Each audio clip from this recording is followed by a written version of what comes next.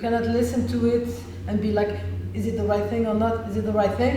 Tu vois ce que je veux dire? Parce que ça, c'est ça qui fait que ça s'est évaporé au bout d'un temps. Donc tu dois l'écouter au bout d'un moment, of course, don't confuse it with something else, but... 2 semaines de résidence qui viennent à un moment donné du processus de création qui est assez intéressant, comme je le dis depuis un moment, puisque habituellement je travaille avec les danseurs en studio longtemps au début, et ensuite quand ça a bien maturé dans les corps, on va sur le plateau, et sur le plateau on ajoute l'écriture de la lumière, l'écriture du son, et chemin faisant, la pièce se construit. Et généralement, on a rarement la possibilité de revenir en arrière, de revenir au studio. Et en fait, là, c'est une première expérimentation de ce point de vue-là. Ça part, même si ça donne l'impression de se répéter, il y a quelque chose qui fait ça. Qui continue d'aller, qui continue d'aller, qui continue d'aller. Do you hear that? Once it starts, it's like the journey starts. And then you have to let it go. Otherwise, we feel like you are staying in one place, repeating the same thing, which is not the purpose. Donc l'UMA, je ne connaissais pas. J'étais venue il y a 1 an seulement découvrir le site. Et bon, c'est un lieu incroyable avec des espaces formidables.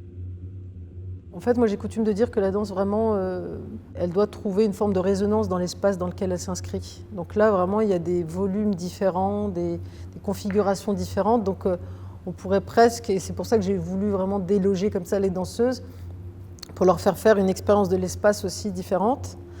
L'avantage d'être dans un lieu comme celui-ci, c'est vraiment une concentration aussi très forte sur le travail, dans le sens où on vit à un étage, on travaille à l'étage au-dessus et on dîne à l'étage d'en bas.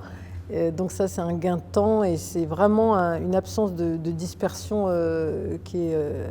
J'ai vécu ça vraiment dans 2-3 espaces, je pense, au cours de ma carrière. Sinon, souvent, c'est pas comme ça... Voilà, on est logé à un endroit, on va à un autre endroit. Donc là, il y a une efficacité de travail qui, pour moi, est vraiment très, très importante.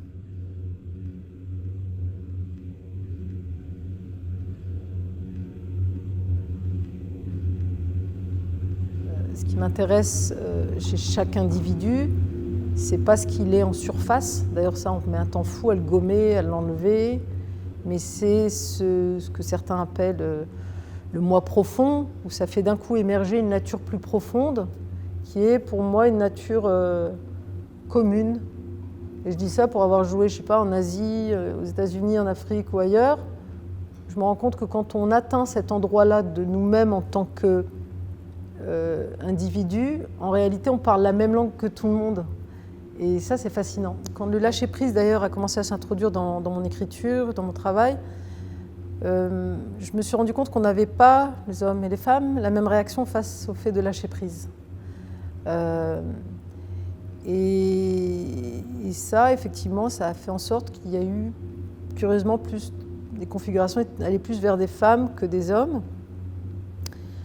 Je vais pas éviter d'être définitive parce que je pense que c'est une chose qui est en train d'évoluer aussi, et puis elle évolue au fil de mes rencontres aussi. Il y a des interprètes qui me prouvent le contraire de ce que je pense, des fois c'est intéressant. Mais je pense que le lâcher-prise pour un homme signifie un certain type de choses. Et pour une femme, il a une résonance, on va dire, peut-être plus importante. Alors, il y a beaucoup de femmes qui contrôlent. Je tiens à le dire et le témoigner aussi. C'est aussi très compliqué, c'est devenu très compliqué aussi de ce point de vue-là. Ça ne veut pas dire que les femmes savent lâcher et les hommes non. Mais quand une femme arrive à lâcher et qu'elle a ce courage sur elle-même, elle a tendance à aller plus loin.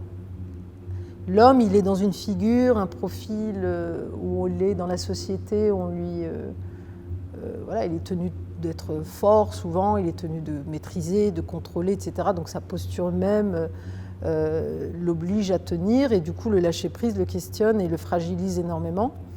Bon, je dis ça, mais il y a quand même un homme qui nous rejoint demain et qui va tenter de lâcher prise aussi. Donc non, je ne m'arrête pas à ça, j'ai vraiment... c'est très important pour moi de dire que ce n'est pas une écriture de femme pour des femmes, c'est vraiment c'est l'être humain qui m'intéresse. Je disais tout à l'heure, vous avez peut-être pu l'entendre, mais je disais il faut quitter le corps, le corps ne m'intéresse pas. Le corps n'est qu'une émanation, ça ne veut pas dire que je le nie, mais il n'est qu'une émanation possible de ce qui traverse l'individu. On pourrait se mettre à chanter, on pourrait se mettre à dire du texte, on pourrait se mettre je ne sais pas, à peindre, ou à faire une sculpture, comme j'en parle souvent, une sculpture intérieure.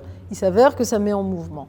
Et le fait de mettre le mouvement au diapason de ces écritures, de ces différentes écritures, ne génère pas le même type de mouvement. En fait, ça fait parler le mouvement, ça le fait écrire, ça le fait peindre, ça le fait sculpter, et pas juste produire une forme purement esthétique qui, pour moi, serait le comble de l'enfermement. Donc j'évite cet endroit-là de toutes mes forces, et voilà, sentir que chaque fois que mon travail s'est positionné à un endroit comme ça, plus transversal au niveau des autres arts, l'angle de vue était plus juste. Merci.